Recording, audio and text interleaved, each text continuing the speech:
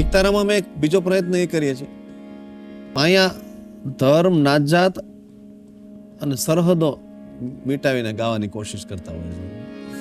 પાનબાર મંડપ મેળા પછી કરવા નહીં રે પાનબાર, કારણ કે એ છે અધૂરિયાના કામ, એ જે કામ.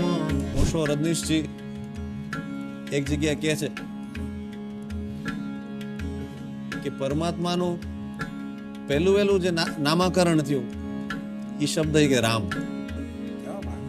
ભજન ફોર્મ એવું નથી કે કાલ સવારે હું લખવા બેસું સરખા પ્રાસ પાછળ મેળવું, ભજન ના થાય, થઈ ન થાય, કવિતા થાય. હા કવિતા થઈ શકે.